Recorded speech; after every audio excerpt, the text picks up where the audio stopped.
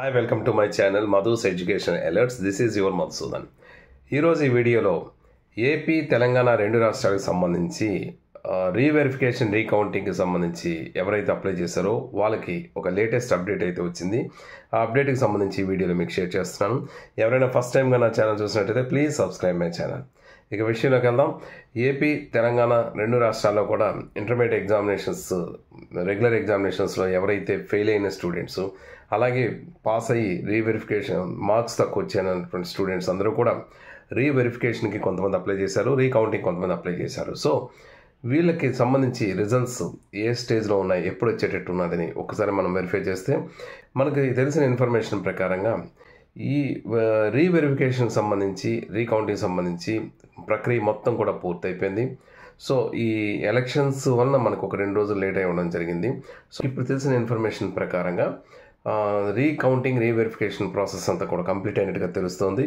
So దీనికి సంబంధించి వీళ్ళు రేపు మండే కానీ ట్యూస్డే కానీ రిలీజ్ చేసే అవకాశం అయితే ఉన్నట్టుగా మనకి ఇన్ఫర్మేషన్ అయితే ఉంది.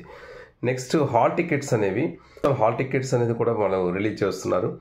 ఈ రీవెరిఫికేషన్ రీకౌంటింగ్తో సంబంధం లేకుండా హాల్ టికెట్స్ను కూడా డిస్పాచ్ చేస్తున్నట్టుగా తెలుస్తుంది. ఎందుకంటే ఎగ్జామినేషన్స్కి రిజల్ట్స్తో ఎవరైతే అప్లై ఎగ్జామినేషన్స్కి రాయాలనుకుంటున్నారో వాళ్ళందరూ రీవెరిఫికేషన్ రీకౌంటింగ్తో సంబంధం లేకుండా ఎగ్జామినేషన్స్కి మాత్రం ప్రిపేర్ అయ్యి ఉండాలి.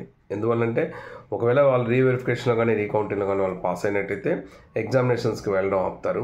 లేని పక్షంలో రీవెరిఫికేషన్ కానీ రీకౌంటింగ్లో కానీ ఒకవేళ ఫెయిల్ అయినా కూడా ఎగ్జామినేషన్ రాయాల్సి ఉంటుంది. కాబట్టి హాల్ టికెట్ మాత్రం ప్రాసెస్ అనేది యాజ్ ఇట్ ఈస్గా ప్రాసెస్ ప్రకారంగానే హాల్ టికెట్స్ డిస్పాచ్ చేస్తున్నట్టుగా తెలుస్తుంది.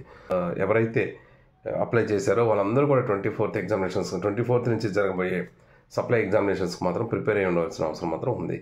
ఇక నెక్స్ట్ నేను గత వీడియోలో కూడా చెప్పాను, సప్లై ఎగ్జామినేషన్స్లో పాస్ అయిన వాళ్ళు కానీ ఈ రీవెరిఫికేషన్ రీకౌంటింగ్ ద్వారా పాస్ అయిన వాళ్ళు కానీ ఎవరైనా సరే ఎంసెట్కి ఎలిజిబిలిటీ అనేది ఉంటుంది. సో దాని గురించి ఎవరు కూడా టెన్షన్ పడాల్సిన పని లేదు. ఇది ఇప్పుడు తెలిసిన మనకి ఇన్ఫర్మేషన్. ఇంకేదైనా అప్డేట్ కానీ వచ్చినట్టయితే మీకు వెంటనే నేను షేర్ చేస్తాను. ఈ వీడియో కానీ మీకు నచ్చినట్టయితే please like, share and comment on this video. Thank you so much for your watching. This is your Madhusudan. Thank you.